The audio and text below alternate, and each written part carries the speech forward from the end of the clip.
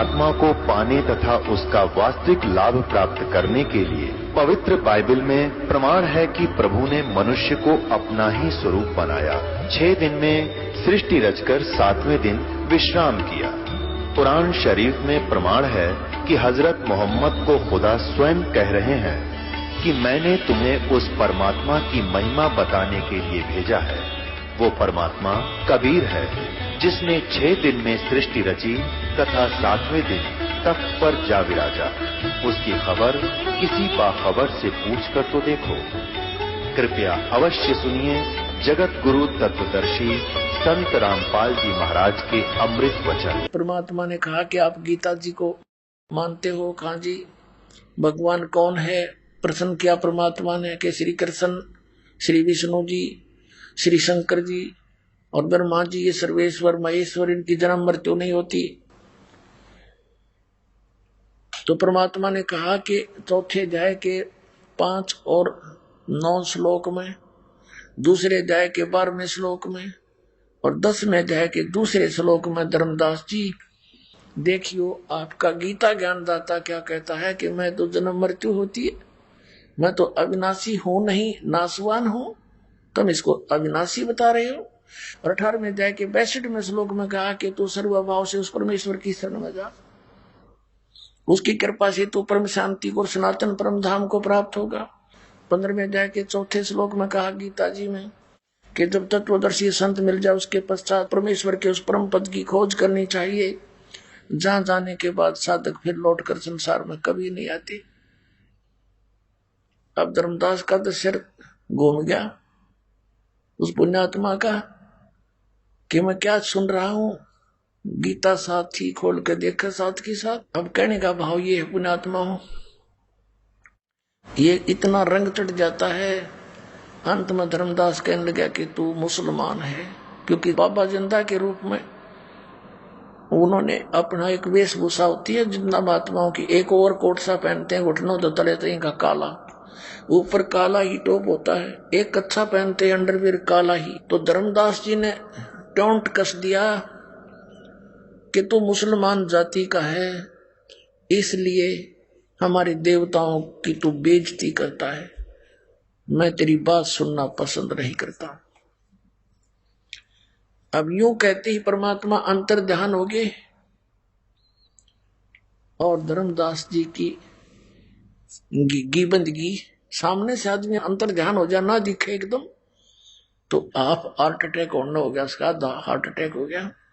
अब क्यों था कौन ये भी समझ गया, फिर सोचा कोई सिद्ध पुरुष होगा, फिर शांति से जब सोचा कि ये कुछ भी था लेकिन ज्ञान इसका 16 अन्य था, सारी साची कह था। और मैंने तो जानबूझकर बकवाद करके और इस अनमोल ज्ञान से मैं वंचित रह गया, बड़ा चिंतित हुआ, सारी रात करवट लेता रहा। अगले दिन फिर उसने सोचा अब क्या की भक्ति करूं, जिसकी भक्ति कर रहा था वो तो नासवान है, और भी काफी चर्चा हुई थी। तो उसने सुबह तालाब में भी नहीं नहाया, वो स्नान नहीं किया। और पहले दिन जो चर्चा हुई थी उसमें बहुत सी गलत बातें धर्मदास ने बोल दी थी कि हम जीव हिंसा नहीं करते, तुम मुसलमान हो, तुम मांस खाते हो और तुम हमारे देवताओं के बारे में ऐसा बोलते हो। ऐसी ऐसी बकवाद गढ़ दी थी, बहुत सी बातें बोल दी थी। सुबह उसने धर्मदास जी ने ना स्नान किया सरोवर में, मथुरा वाले में, अपनी रोटी बनाई और सोचा खा के चालू करने। अब सुबह उठा, लकड़ी जलाई, चूल्हे में खाना बनाने लगा, सब्जी सुब्जी पकाई। एक मोटी लकड़ी लगा रखी थी, वह बीच में थोची थी। सहयोगी लकड़ी लगा करके उसमें अग्नि लगा कर खाना बना रहा था।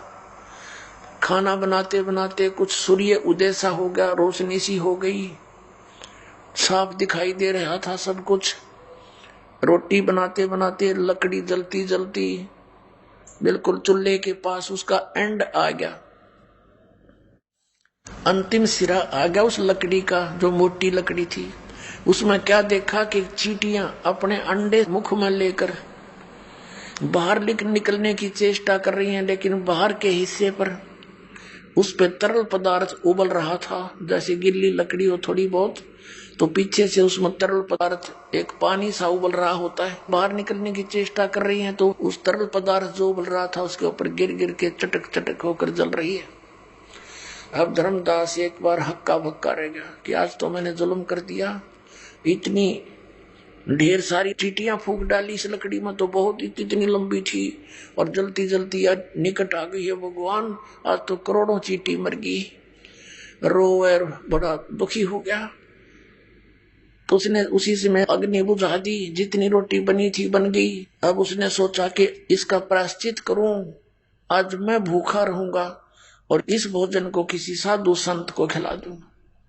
अब परमात्मा कहते हैं सोचल सीधर मैं करूं अपने जन के काज। अगले दिन परमात्मा ने क्या किया, एक हिंदू साधु का रूप बना के और एक वृक्ष के नीचे बैठ के धर्मदास जी वो थाली में डाल के सारी सब्जी चला संत की खोज में।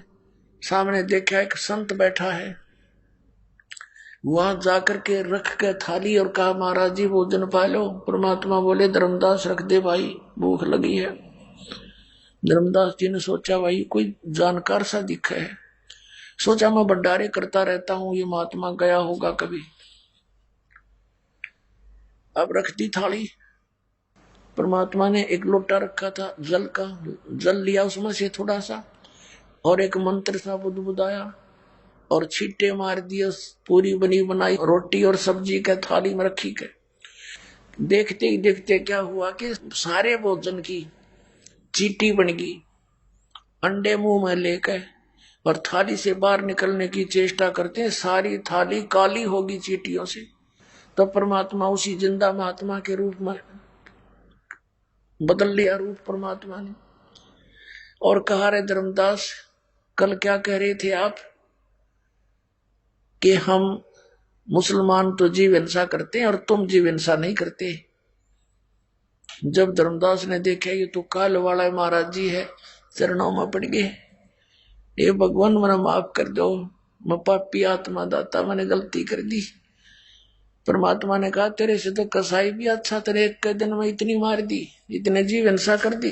दर्जन दे का रूप शैल वृंदावन कीनी, कहाँ मिले धर्मदास करते हैं बहुत अधीनी। बहुरंगी बरियाम कामनी कामी सोई, दर सतगुरु का रूप धनी उतरे हैं लोई। गरीबदास जी कह रहे हैं कि बहुरंगी वरियाम बहुत प्रकार के रूप बनाने वाला परमात्मा और निकामी सोई, यानी केवल निस्वार्थ भाव से हमारे लिए यहाँ आते हैं। और धर सतगुरु का रूप धनी उतरे हैं लोई, धनी सबके मालिक सबके स्वामी, वो एक सतगुरु का रूप धर के रूप बना के और यहाँ नीचे आए हैं। बहुरंगी बरियाम कामनी कामी सोई, दर सतगुरु का रूप धनी उतरे हैं लोई। उतरे हैं, चल कर आए सतलोक से, और वही वेद बताते हैं कि वो परमात्मा वहां से गति करके आता है। अच्छी आत्माओं को मिलता है जो दृढ़ भक्त होते हैं और उनको उपदेश देने के लिए आते हैं, और वही ये महापुरुष बताते हैं कि वो किस उद्देश्य से हमें मिले थे, कैसा ज्ञान दिया उन्होंने। तो who is God, Kabir is God, clear concept हो जाता है इनसे।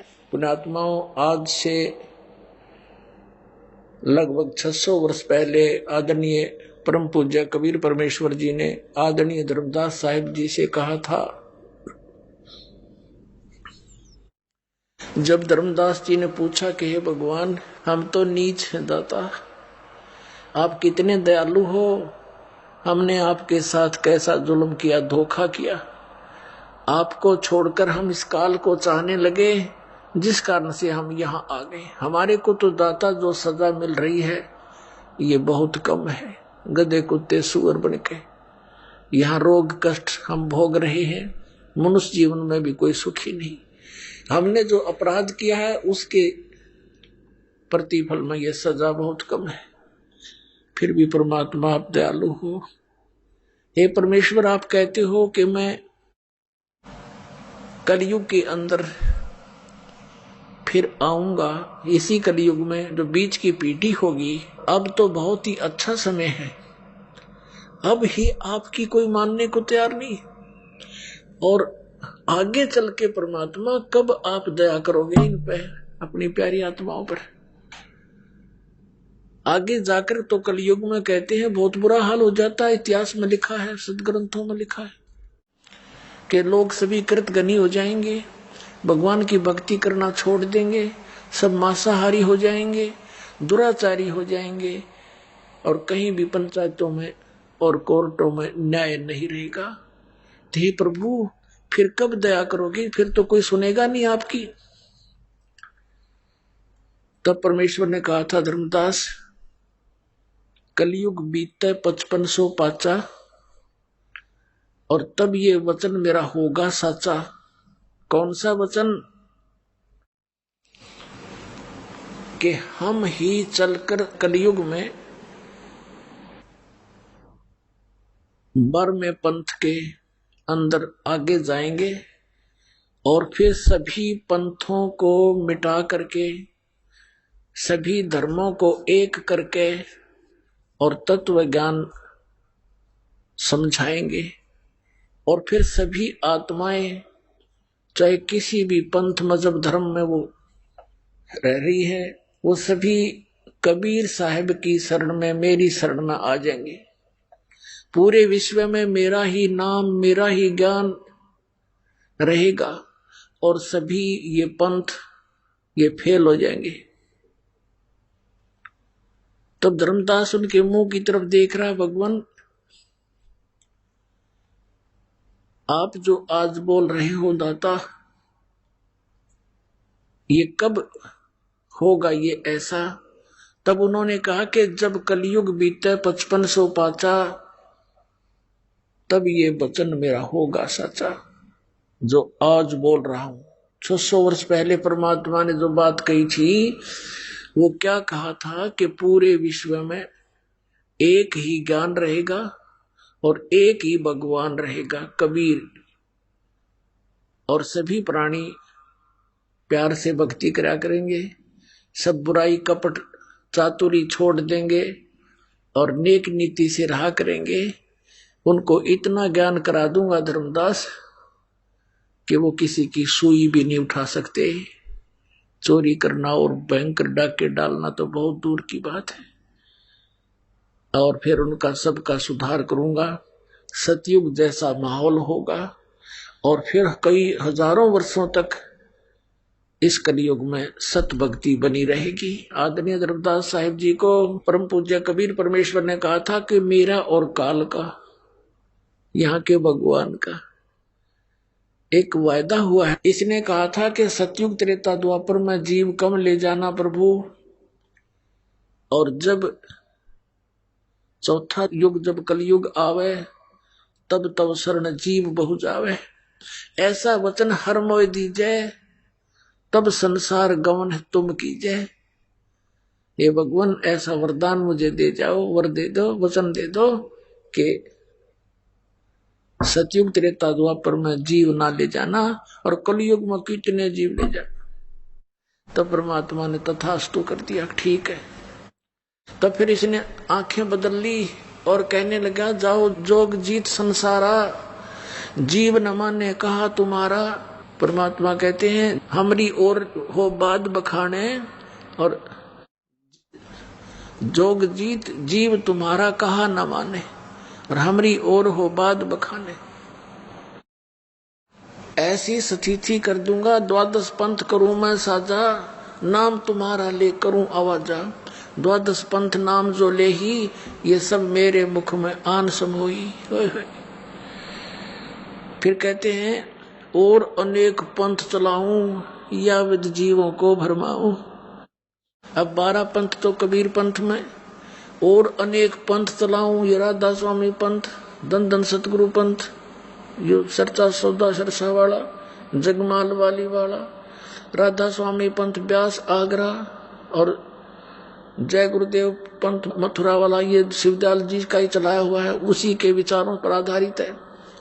और हरियाणा में भिवानी के अंदर दिनोद गांव वाला और ठाकुर सिंह वाला, यो सावन कृपाल मिशन दिल्ली वाला, ये सारा एक कुएं का जल है। ये काल के दूत हैं, काल के पंथ हैं सारे।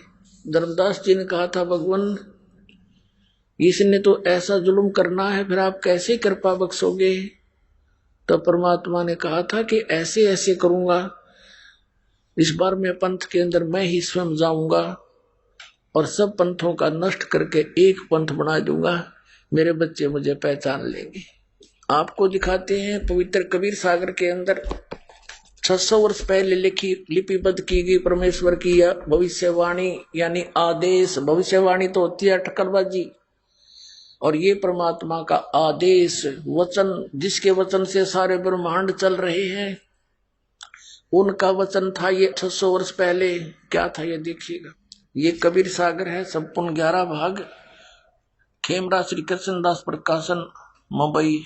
ये है कबीर सागर, प्रथम खंड, कबीर पंथी भारत पथिक स्वामी युगलानंद बिहारी द्वारा प्रस्कृत, मुद्रक के प्रकाशक के खेमरा श्री कृष्णदास, अध्यक्ष श्री वेंकटेश्वर परेश, खेमरा श्री कृष्ण मार्ग दास मार्ग बंबई से।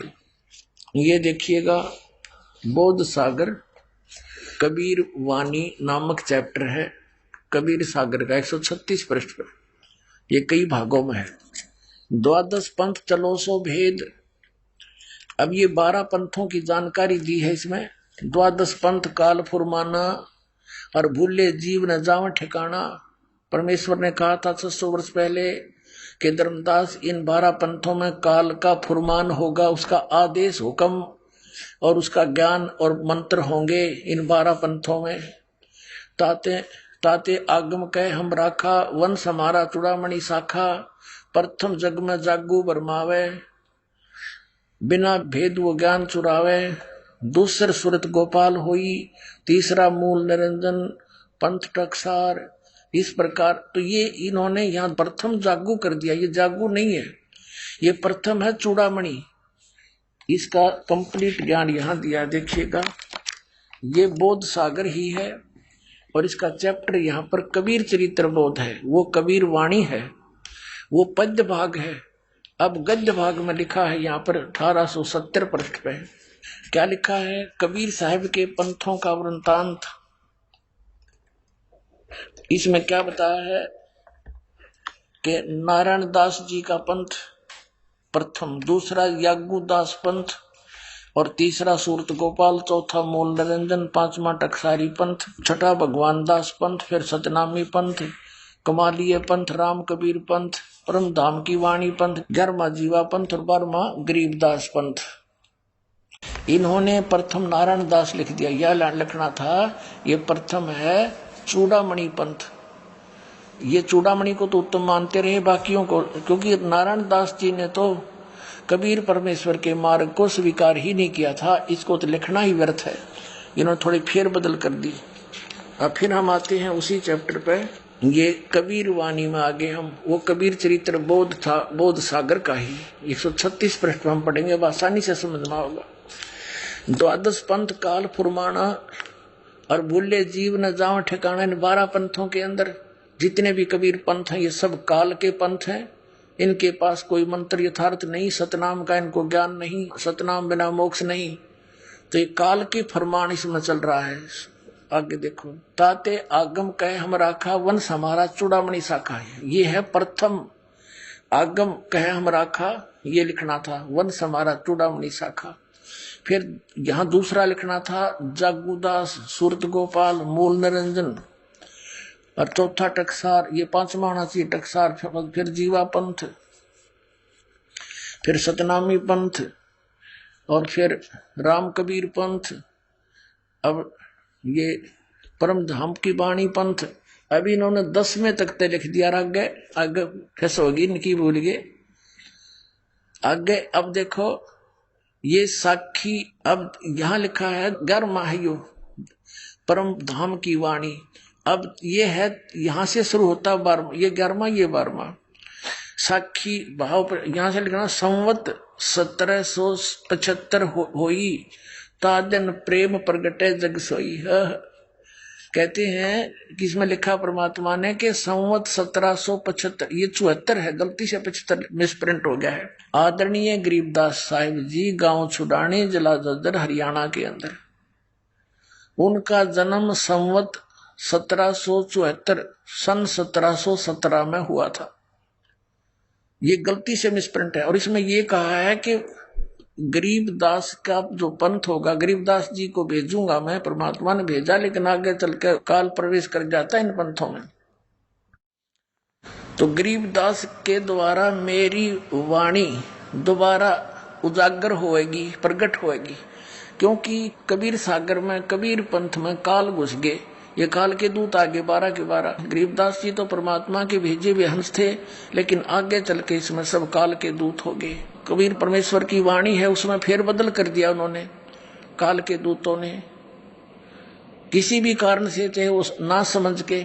तो उसकी पूर्ति करने के लिए आदरणीय गरीबदास साहिब जी के द्वारा अपनी महिमा की वाणी परमेश्वर में पुनः प्रकट करवाई सन 1727 में। जो 10 वर्ष के जब गरीबदास जी हुए तो परमेश्वर सतलोक से चलकर आए थे बाबा जिंदा का रूप बना के। जैसे आदरणीय नानक साहिब जी को मिले, आदरणीय धर्मदास साहिब जी को मिले, ऐसे ही आदरणीय गरीबदास साहिब जी को मिले, और फिर अपने ज्ञान से फीड कर दिया उनके अंदर। उन्होंने फिर महिमा की वाणी दोबारा प्रकट की, जो आज दास आपको सुनाता रहता है, जिसमें बहुत गूढ़ रहस्य है। अब देखिएगा, संवत 1775 हुई, ये 74 है। तादिन प्रेम प्रगटे जग सोई। आज्ञा रहे ब्रह्म बोध लावे, कोली चमार सबके घर खावे। यानी गरीबदास जी ने छुआछात को बहुत कम किया था। साखी हमारा ले जीव समझावे, असंग ठोड़ जन्म नहीं पावे। गरीबदास के पंथ तक के सभी प्राणी कहते असंग जन्म भी सतलोक नहीं जा सकते। बर में पंथ प्रगट हुआ वाणी, गरीबदास जी के द्वारा दोबारा में पंथ चलेगा गरीबदास का, उसके द्वारा मेरी महिमा की वाणी प्रगट होएगी। ये हव है, हव है नहीं, बार में पंथ प्रगट हव वाणी, और शब्द हमारे का निर्णय ठानी। अस्थिर घर का मरम नहीं पावे, ये 12 पंथ हम ही को ध्यावे। यानी गरीबदास के पंथ तक भी किसी को सतलोक का ज्ञान नहीं हो सकता, क्योंकि परमात्मा ने कहा था धर्मदास मोरी लाख दुहाई, ये सार शब्द की तबार न जाई। और सार शब्द बार जो पढ़ी बिचली पीढ़ी हंस नहीं तरी। फिर कहा है कि धर्मदास मेरी लाख दुहाई, ये मूल ज्ञान कई बार न जाई। मूल ज्ञान बाहर जो पढ़ी बिचली पीढ़ी हंस नहीं तरी। और मूल ज्ञान को, इस तत्व ज्ञान को तब तक छुपाई जब तक ये सभी पंथ ना मिट जाई। तो अब तक इसको छुपा के रखना था। आगे देखो, 12 पंथ प्रगट हो बाणी, शब्द हमारे की निर्णय ठानी। अस्थिर घर का यानी स्थाई स्थान सतलोक का वो मरम ना पावे, ये 12 पंथ हम ही को ध्यावे। फिर कहते हैं 12 पंथ हम ही चलावे, चल करावे। गरीबदास के पंथ में आगे चलकर कहते हम ही चल कर आएंगे, और सब पंथ मिटा एक ही पंथ चलावे। बोलो सतगुरुदेव।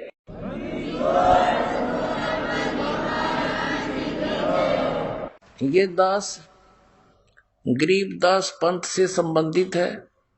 मेरे पूज्य गुरुदेव जी जुड़े हुए थे गरीबदास पंथ छुड़ाने वाले से, और पुण्यात्माओं परमात्मा स्वयं नहीं आए तो इस दास को भेज दिया अपने कुत्ते को आपको जगाने के लिए। अब परमात्मा ने कलयुग को 3 चरण में बांटा है। प्रथम चरण जब परमात्मा स्वयं आए थे, जब मगर से सह शरीर चले गए थे लाखों व्यक्तियों की उपस्थिति में, और अब ये बिचली पीढ़ी मध्य का चरण है, द्वितीय चरण बिचली पीढ़ी, और एक अंत।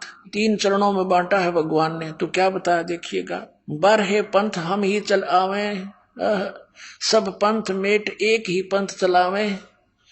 तब लग बोधो कोरी चमारा, फिर तुम बोधो राज दरबारा। प्रथम चरण कलयुग निर्याना, तब मगर मांडो मैदान कि मैं वो प्रथम चरण होगा कलयुग का जब मगर से मैं सशरीर जाऊंगा, वहां अखाड़ा मांडूंगा।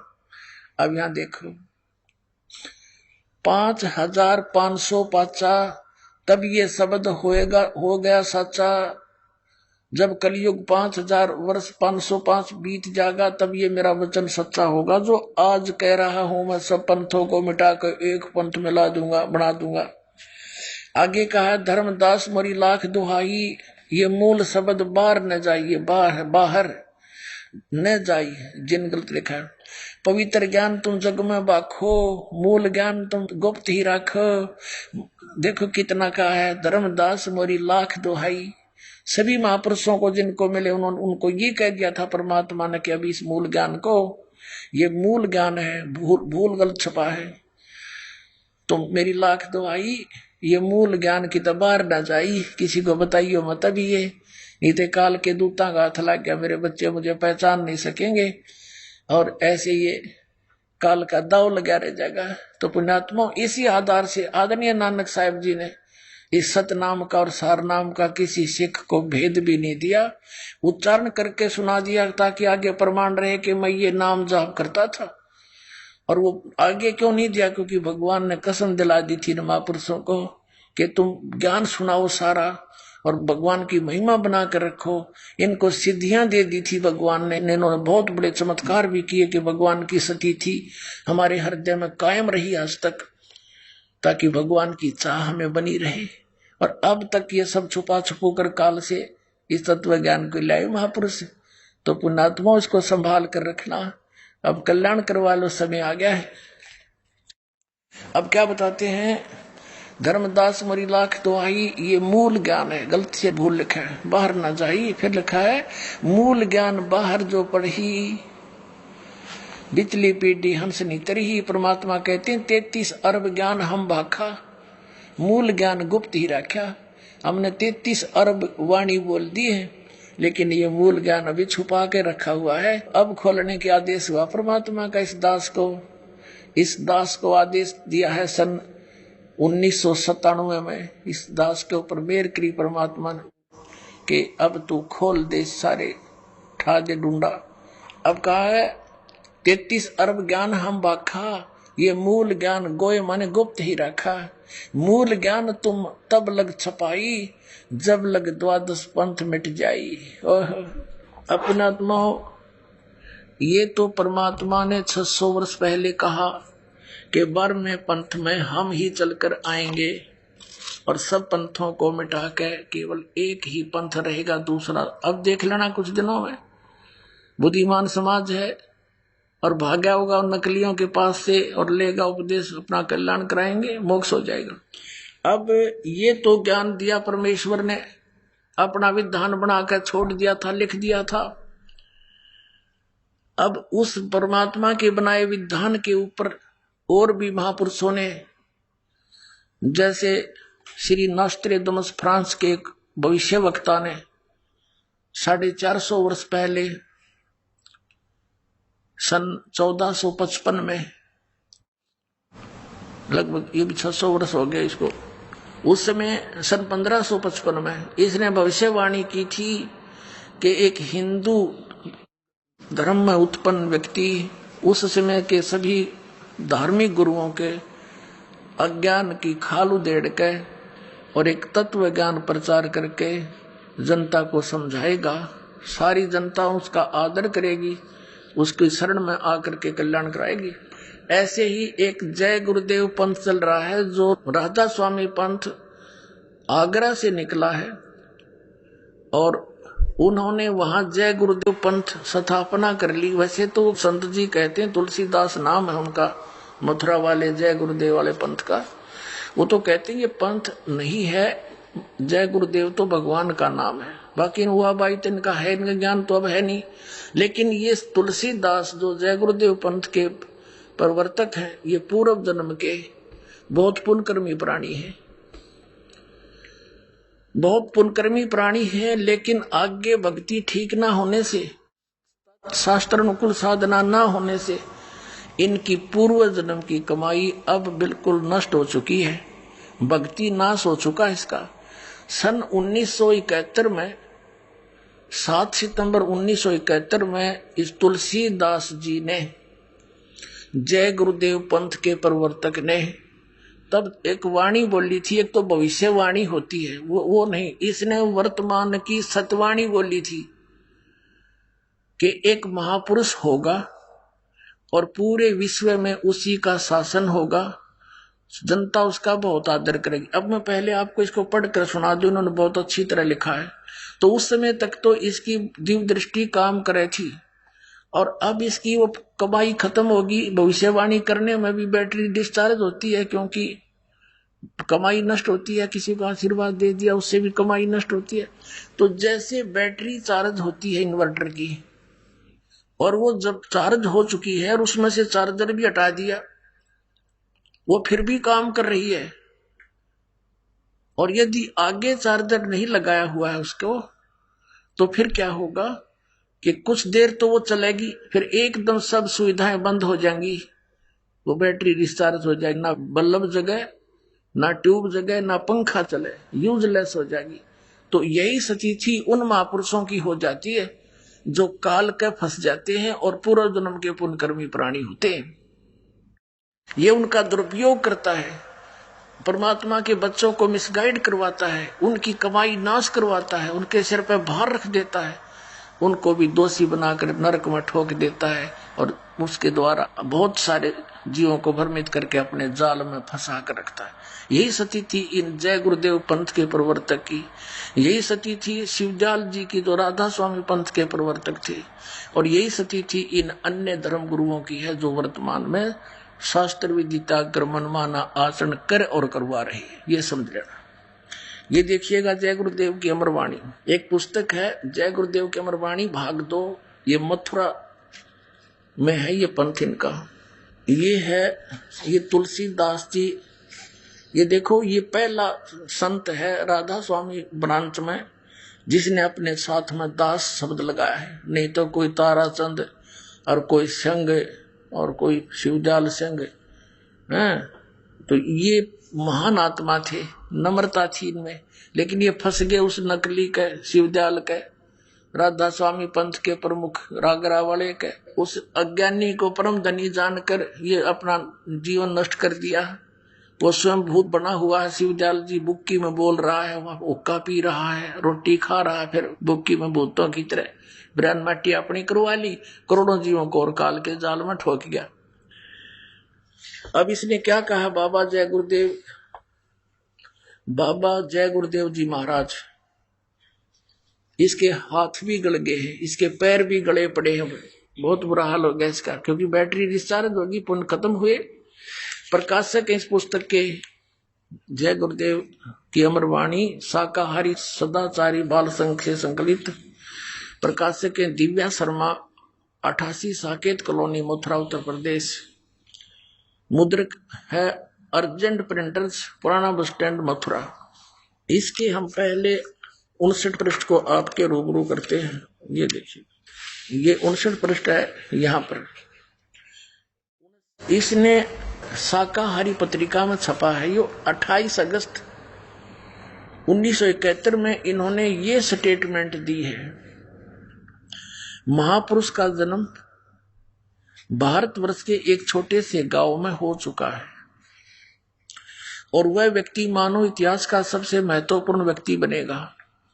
उसे जनता का इतना बड़ा समर्थन प्राप्त होगा कि आज तक किसी को नहीं मिला है। वह महापुरुष नए सिरे से विधान को बनाएगा और वह विश्व के संपूर्ण देशों पर लागू होगा। उसका एक झंडा होगा, उसकी एक भाषा होगी। ये शाकाहारी पत्रिका में 28 अगस्त 1971 में इसने ये वचन बोले। पुण्यात्माओं, 28 अगस्त 1971 को इस जय गुरुदेव पंथ के प्रवर्तक श्री तुलसीदास जी ने ये कहा, तो लोगों ने इनसे पूछना प्रारंभ कर दिया कि हे महाराज जी, वो जन्म हो चुका है उस महापुरुष का, तो कहाँ है वो, हमें बता दो, बताओ तो श्री। तो इसने फिर 7 सितंबर 1971 को फिर स्टेटमेंट दी है। ये प्रश्न नंबर 50 पर लिपिबद्ध है, देखिएगा। इसी पुस्तक के 50 नंबर पृष्ठ पे। शाकाहारी पत्रिका 7 सितंबर 1971 को इसने क्या कहा कि वो 20 वर्ष का हो चुका है। ये देखिएगा, वह अवतार जिसका 28 अगस्त 1971 को इसने वर्णन किया है, जिक्र किया, वह अवतार जिसकी लोग प्रतीक्षा कर रहे हैं 20 वर्ष का हो चुका है। यदि उसका पता बता दूं तो लोग उसके पीछे पड़ जाएंगे। अभी ऊपर से आदेश बताने के लिए नहीं हो रहा है, मैं समय का इंतजार कर रहा हूं और सभी महात्माओं ने समय का इंतजार किया है। समय आते ही सबको सब कुछ मालूम हो जाएगा। पुणात्माओं, 8 सितंबर 1951 को इस रामपाल दास का जन्म हुआ। गांव धनाना और जिला उस समय रोहतक था, अब सोनीपत, हरियाणा के अंदर, भारतवर्ष में। और 7 सितंबर 1971 को ये दास पूरा 20 वर्ष का हो चुका था। 8 सितंबर को 21वां वर्ष शुरू हो जाता है। अब इसने 7 सितंबर 1971 को भविष्यवाणी की है कि वो 20 वर्ष का हो चुका है, वह अवतार जिसकी लोग प्रतीक्षा कर रहे हैं 20 वर्ष का हो चुका है। यदि उसका पता बता दूं तो लोग पीछे पड़ जाएंगे।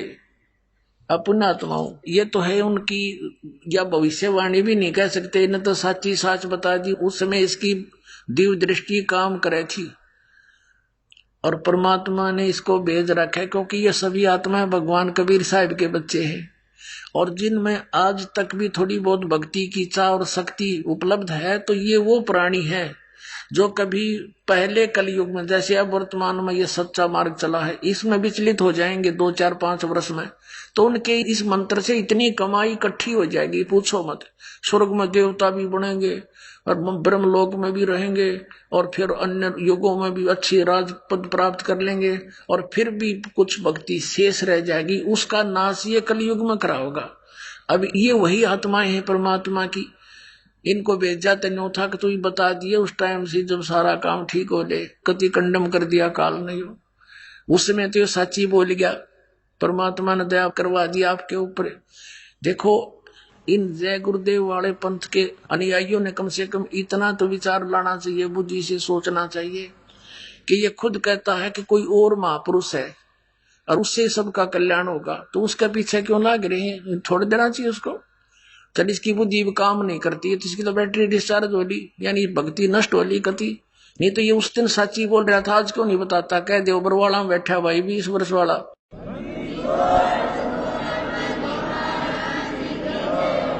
और जाओ लेकर उपदेश कल्याण करा लो। इसका भी बाहर मिटे, सिर पर धर दिया लाखों व्यक्तियों को अपने पीछे ला करके। अपने आत्माओं, ये तो ऐसी बात है, ये ना बताते तो भी ये तो होना ही है। जैसे कोई खगोल भगोल का ज्ञाता और ये बता दे कि परसों सूर्य उदय 6:40 पर होगा, वो ना बताता तो भी उसी से भी होना ही होना था, क्योंकि परमात्मा ने विधान बना रखा है। तो ऐसे ही परमात्मा ने 600 वर्ष पहले कबीर जी ने, पूज्य कबीर परमेश्वर जी ने ये कह दिया था कि जब 5505 वर्ष बीत जाएंगे धर्मदास, तब ये मेरी बात सच्ची होगी जो आज कह रहा हूं। और तब तक तो कोई पढ़ेगा इस मेरी वाणी ने, न सोचेगा ये तो व्यर्थ की बातें हैं। वो कब आओगा वो समय, ये हो ही नहीं सकता। कलयुग तो कति भट्ठा बैठ गया, मानवता का नाश होने लग रहा है। अब परमात्मा क्या नहीं कर सकता? सतगुरु जो चाहे सो कर ही, 14 कोट दूत जम डर ही, रूत भूत जम तरा से मारे और चित्रगुप्त के कागज फाड़े। तो ये काल के कागज फाड़ देगा। अब सबसे पहले ये प्रमाणित करते हैं कि वर्तमान में कलयुग कितना बीत चुका है। एक ये पुस्तक है, ये शंकराचार्यों की लिखी हुई पुस्तक है, ज्योतिर्मय ज्योतिर्मठ इसका नाम है। और ये जगत गुरु शंकराचार्य स्वरूपानंद सरस्वती जी महाराज हैं, ये इसके संरक्षक हैं। ये ज्योतिष पीठ, द्वारका शारदा पीठ आदि 2 मठों के ये प्रबंधक हैं, मठाधीश हैं। संपादक लेखक के संकलन करता है विष्णुदत्त शर्मा, अध्यक्ष आध्यात्मिक उत्थान मंडली दिल्ली। प्रेरणा स्रोत ये सारे हैं। मुद्रक है फाइन प्रिंट एंड पैक्स सारे प्रकाशक अखिल भारतीय आध्यात्मिक उत्थान मंडल 1/3234 गली नंबर 2 रामनगर तिवारी मंडोली रोड सादरा दिल्ली। ये सारा कुछ इनका लिखा हुआ है। इसके 11 पृष्ठ आपको दिखाते हैं। 11 पृष्ठ पे आदि शंकराचार्य का संक्षिप्त जीवन परिचय। इसमें क्या लिखा है कि लगभग 2500 वर्ष पूर्व शंकराचार्य का जन्म चरमराती अवस्था के युग में केरल प्रांत में पूर्णा नदी के तट पर कालाड़ी ग्राम में धर्मनिष्ठ नमुद्री शैव ब्राह्मण श्री शिव गुरु व धर्मपरायण सुभद्रा के घर हुआ। अब यहाँ लिखा है गुरु परंपरागत मठों के अनुसार उनका आविर्भाव काल शंकराचार्य का जन्म समय ईसा पूर्व 508 वर्ष माना जाता है। ये या जो लिखा है ना 476, ये इन्होंने गलत लिखा है, क्योंकि 32 वर्ष की आयु में शंकराचार्य जी की मृत्यु होगी थी। ये या नहीं लिखना था यहाँ पर। तो यहाँ ये 508 या 476 में 32 कम कर दो। तो इस प्रकार ईसा से 508 वर्ष पहले इनका जन्म हुआ। अब इधर से देखेंगे, आज 2012 है तो शंकराचार्य का जन्म 2520 वर्ष आज से पहले हो चुका था। 2520 वर्ष।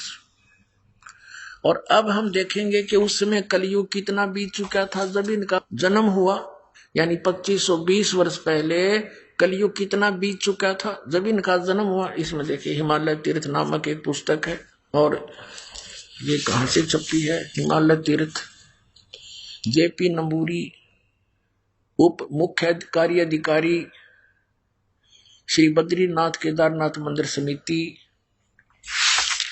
और ये इनका सारा डिटेल दे रखा है। हिमालय तीर्थ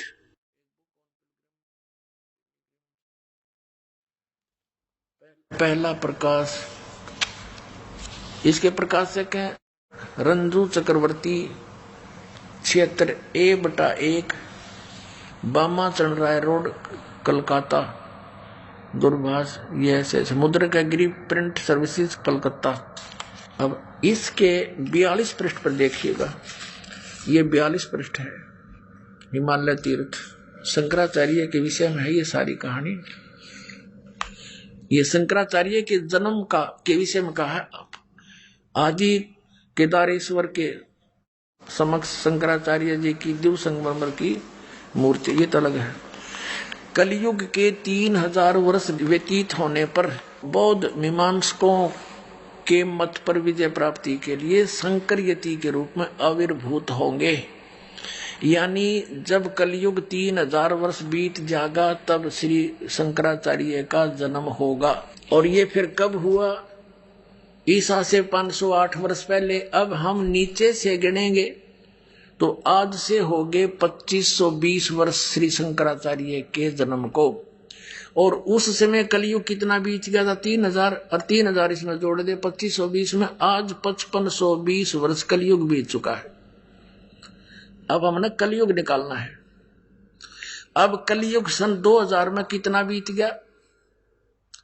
5508 वर्ष बीत गया सन 2000 में।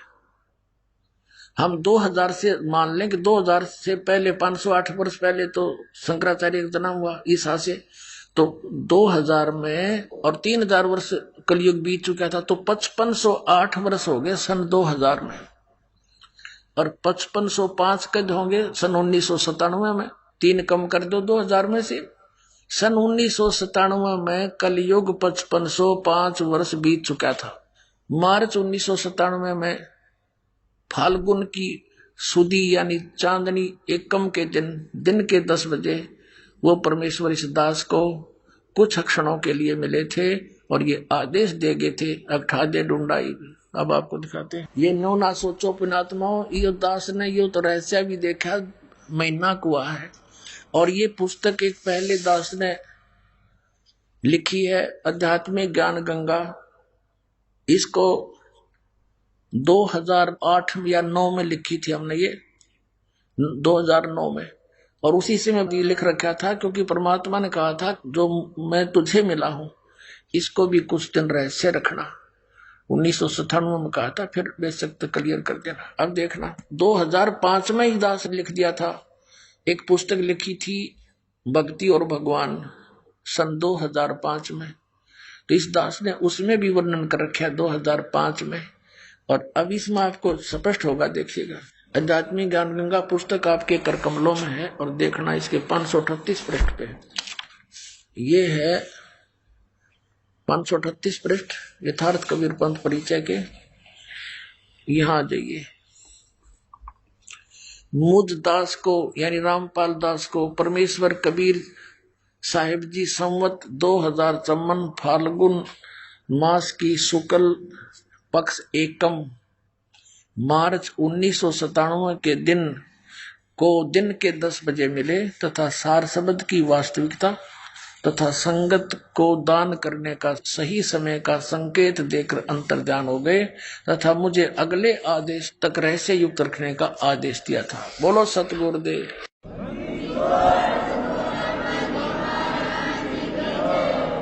अपने आत्मा वाग्य परमात्मा ने एक अमरवाणी और खजाना हमें दिया है। ये देखिएगा, आपको दिखाते हैं। सौषम वेद, ये कबीर सागर आपको फिर दिखाते हैं। संपूर्ण 11 भाग परमात्मा की अमरवाणी है, इसके अंदर कबीर जी की बोली हुई। ये सबसम वेद बोध, समसम वेद बोध नामक एक चैप्टर है, बोध सागर का ही है। इसके पृष्ठ नंबर 171 में यहाँ क्या लिखा है, परमात्मा का आदेश। परमात्मा ने क्या कहा था कि 5 सहंस और 500 यानी 5500 5500 जब कलयुग बीत जाए महापुरुष फरमान तब जग तारण को आए। होय होय, ये दास भेज दिया परमात्मा ने कि एक महापुरुष आएगा, पूरे संसार को तारेगा, उसका कल्याण करेगा जब 5500 वर्ष कलयुग बीत जाएगा। ये कबीर साहब के वचन है, ये यहाँ से प्रारंभ किया जाता ना, ये यहाँ से है, ये सत कबीर वचन है। ये सत कबीर वचन है। 170 से प्रारंभ है, हम 171 पर पढ़ रहे हैं। परमात्मा की वचन चल रहे हैं कबीर जी के। अब क्या बताया है कि 5 सहंस और 500 यानी 5500 जब कलयुग बीत जाए महापुरुष फरमान जग तारण को आए। हिंदू तुर्क आदिक, अब देखो परमात्मा की वाणी कितनी मार्मिक है। हिंदू मुसलमान आदिक माने और भी, उनको पता था ये सिख धर्म ईसाई धर्म ये और नरे पनपेंगे, इन सब में जितने भी जीव हैं सब का कल्याण करेंगे।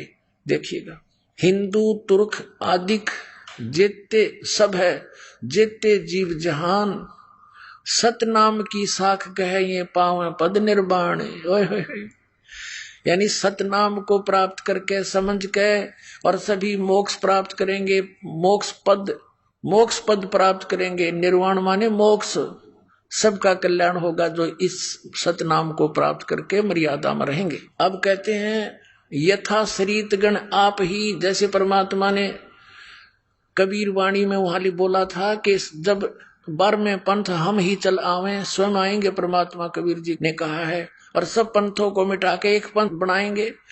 अब इस दास को इस योग्य समझा होगा, अपने कुत्ते को अपनी पुण्यात्माओं को जगाने के लिए परमात्मा से दास ने अर्ज करी होगी, भगवान आपके साथ तो बहुत बुरा करते हैं, इस दास को भेज दो।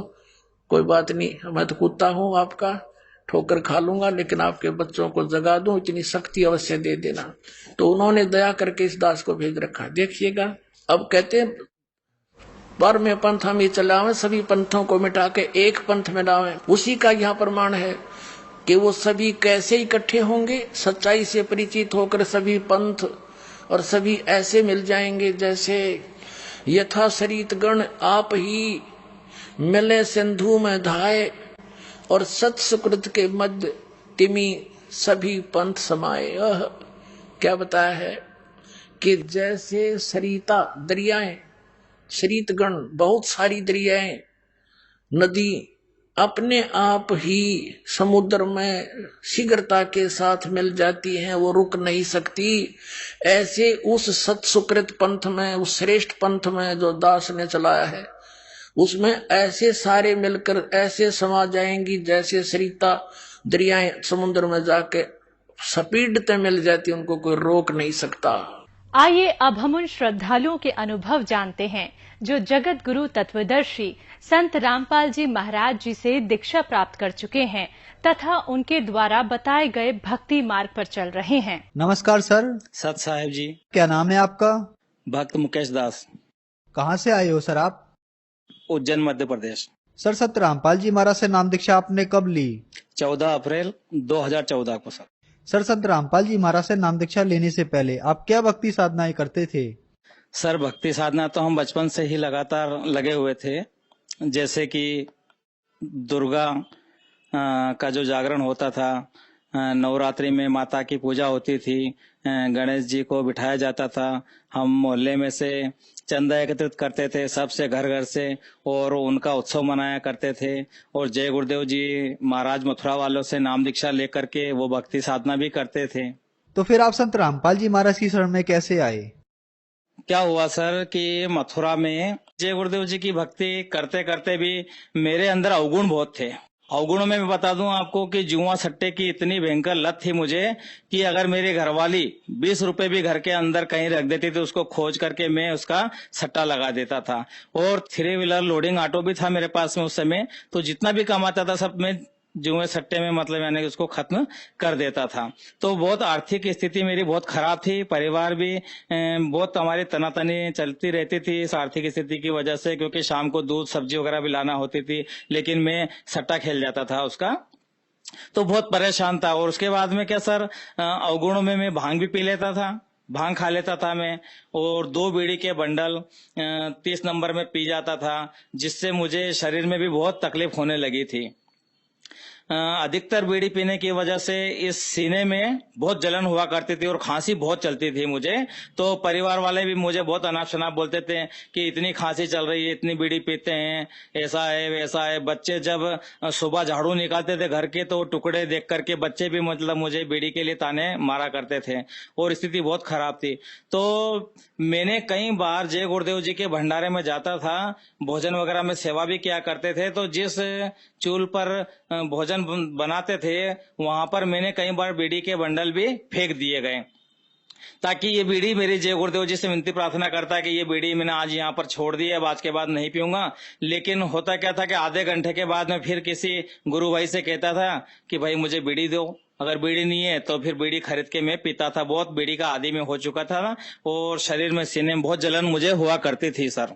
उसके बाद क्या हुआ कि मैं बहुत हताश हो चुका था केवल बीड़ी छोड़ने के लिए। तो मैंने उस पिता परमात्मा को एक अरदास लगाई कि हे परमात्मा, इस पृथ्वी पर आज की तारीख में ऐसा कोई भगवान है या ऐसा कोई गुरु है जो मेरी बीड़ी छुड़ा दे। केवल इतनी विनती प्रार्थना मैंने की थी कि मेरी बीड़ी छुड़वा दे, बस मैंने इतनी विनती प्रार्थना की। और इत्तेफाक से क्या हुआ कि सर मैं जल्दी चले जाता था, काम धंधा इतना हो नहीं पाता था। तो घर पे जाने के बाद मैं टीवी का रिमोट लिया और टीवी पर ये चेक किया करता था कि कौन से चैनल पर कौन सी पिक्चर अच्छी आ रही है। तो करीबन 7:30 पौने 8 का समय हो चुका था और मैंने जैसे ही रिमोट से चेंज करने लगा तो साधना टीवी पर जगत गुरु तत्वदर्शी संत रामपाल जी महाराज के प्रवचन चालू हो रहे थे। तो मेरी नजर वहीं टिक गई और वहां उन संत रामपाल जी महाराज के सत्संग में देखने लगा। तो इत्तेफाक से वो उन्होंने जय गुरुदेव जी की जो भविष्यवाणी थी वो उन्होंने पुस्तक जो थी अमरवाणी उनको खोल करके दिखा रहे थे और जय गुरुदेव जी की जो वो पुस्तक पढ़ करके सुना रहे थे संत रामपाल जी महाराज, उसको देखा मैंने तो मेरे दिमाग की बत्ती चालू हुई और मैंने कंटिन्यूट संत रामपाल जी महाराज के सत्संग देखना चालू किए। और उन्होंने वहीं दंडवत प्रणाम किया कि हे परमात्मा, मुझे तू जहां भी है मुझे खींच लेना, मैं आपसे जुड़ना चाहता हूं। उसके बाद हमने राधा स्वामी पंथ से जो भगत जी थे उन्हें बताई ये बातें और अन्य पंथ वालों से बताई। तो 8 लोग हम लोग तैयार हुए और 4 एक बार आए और 4 हम एक बार आए और हमने 15 दिन के अंदर 8 व्यक्ति ने नाम दीक्षा संत रामपाल जी महाराज से बरवाला आश्रम हिसार हरियाणा में जाकर के नाम दीक्षा ली हमने भगत जी। सर, जो भी श्रद्धालु संत रामपाल जी महाराज से नाम दीक्षा लेते हैं उनको बहुत सारे लाभ प्राप्त होते हैं, तो क्या संत रामपाल जी महाराज से नाम दीक्षा लेने के बाद आपको भी लाभ प्राप्त हुए? सर, पहले तो मैं आपको मेरे इस लाभ के बारे में बताऊंगा कि मैंने इतने प्रयत्न किए बीड़ी छोड़ने के, लेकिन जब संत रामपाल जी महाराज से नाम दीक्षा ली, वो दिन है कि आज का दिन है। हम लोग बीड़ी को पीना तो दूर रहा, छूते भी नहीं है और न किसी को पीने में सहयोग करते हैं। सर, मैं 3 व्हीलर लोडिंग चलाता हूँ। जय गुरुदेव जी के समय जब मैं जुड़ा था उस समय भी लोडिंग चलाता था, लेकिन मेरी जो आर्थिक स्थिति थी वो शून्य थी, क्योंकि थोड़ी बहुत कमाई होती थी तो मैं जुए सट्टे में हार जाता था और भांग वगैरह भी सेवन में किया करता था। बहुत दर्दनाक मेरी स्थिति थी, लेकिन संत रामपाल जी महाराज जी से जुड़ने के बाद में मेरी आर्थिक स्थिति बहुत अच्छी हुई। परमात्मा की दया से, उनकी दिए हुए नाम से, भक्ति कमाई करने से मुझे सुबह से शाम तक परमात्मा की दया से करीबन 1000-1500 रुपए रोज की आमदनी उस लोडिंग ऑटो से 3 व्हीलर रिक्शा से हो जाती है और आर्थिक स्थिति बहुत अच्छी हुई। मेरे सीने में जो बीड़ी पीता था मैं, उसका जो जलन का रोग था वो भी बिल्कुल नाम दीक्षा लेने से, परमात्मा की भक्ति करने से समाप्त हुआ और अब तो बिल्कुल जैसे गुलाब का फूल खिला हुआ रहता है वैसा शीतलवान शरीर रहता है। और परमात्मा ने ऐसी भक्ति दी हमको। पहले तो मैं रात को 2:30 बजे उठ जाता था और 2.5 घंटे ध्यान भजन, कानों में उंगली लगाकर आंख बंद करके ध्यान करता था, लेकिन कोई फर्क नहीं पड़ता था। और आज परमात्मा की दया से चलते फिरते नाम का जाप होता है, सुबह का नित्य नियम, दोपहर की रमणी, शाम की संध्या आरती, सब हमारी लोडिंग रिक्शा में ही हो जाती। इतना सरल उन्होंने मार्ग बताया और उसको करने से कई बार एक्सीडेंट भी होते होते परमात्मा ने हमको ऐसे बचाया जैसे यूं हथेली पे रखते हैं अपने बच्चों को। परमात्मा की दया से, संत रामपाल जी महाराज जी की कृपा से, उनकी दी हुए सद्भक्ति से आज मैं हर तरह से सुखी हूँ। सर, संत रामपाल जी महाराज से नाम दीक्षा लेने के बाद आपको बहुत सारे लाभ प्राप्त हुए, तो जो समाज आज आपको देख रहा है आप उनके लिए क्या संदेश देना चाहेंगे? भक्त समाज को मैं संदेश तो नहीं दे सकता, संदेश तो देते हैं संत रामपाल जी महाराज, लेकिन हाँ, परमात्मा ने जो हमको ज्ञान दिया कि हम सब उस परमात्मा के बच्चे हैं और यहाँ पर जितने भी जीव हैं हम सब उसके बच्चे हैं और हम सब भाई बहन हैं। तो मैं अपने भाई और बहनों से जो मुझे देख रहे हैं और सुन रहे हैं उनसे विनती प्रार्थना करूंगा, और विशेषकर जो जय गुरुदेव संगत में जो भी जुड़े हुए हैं उन सबसे विनती प्रार्थना करूंगा कि बाबा जय गुरुदेव जी महाराज ने हमको संत रामपाल जी महाराज की शरण में जाने का इशारा किया है। वो पुस्तक आप उठा करके देख सकते हैं और संत रामपाल जी महाराज भी कई बार उस पुस्तक को दिखाते हैं। तो अपनी बुद्धि से विचार करो कि जय गुरुदेव जी महाराज भी हमारी आत्मा का कल्याण चाहते थे, इसलिए उन्होंने उनकी तरफ इशारा किया था। अब हमको हमारे जय गुरुदेव जी की ही बात मान करके आ जाना चाहिए ताकि हमारे आत्मा का कल्याण हो सके। और संसार में जितने भी माताएं बहनें अपने पति के द्वारा नशे से जो मतलब यानी कि तकलीफ में हैं, जैसे शराब पी जाते हैं, जुआ सट्टा खेल जाते हैं, घर में बहुत बुरी हालत होती है, तो उन सबसे माता बहनों से भी विनती प्रार्थना करूंगा कि आप भी सत्संग देखिए संत रामपाल जी महाराज के और अपने पति देव को, अपने भाई बहन सबको दिखाइए और परमात्मा का ज्ञान समझने के बाद में जल्दी से जल्दी नाम दीक्षा ले लो, क्योंकि परमात्मा कहते हैं कि मानुष जन्म दुर्लभ है, मिले न बारंबार, जैसे तरवर से पत्ता टूट गिरे बहु न लगता डार। तो परमात्मा ने हमको मनुष्य जीवन दिया है परमात्मा की सद्भक्ति करने के लिए, जिससे हमारा ये जीवन भी सफल हो और हमारी आत्मा अमर लोक जाकर के अमर हो जाए और सर्व सुखों को प्राप्त करे। कई विभिन्न चैनलों पर आज परमात्मा की दया से संत रामपाल जी महाराज के सत्संग आ रहे हैं। सत्संग देखो और उसके नीचे जब सत्संग चल रहे होते हैं तो पट्टी होती है, उन पट्टी पर नंबर दिए हुए, उन पर संपर्क कर करके आप नामदान सेंटर का पता कर नामदान ले सकते हैं जी। धन्यवाद सर। सत साहेब जी।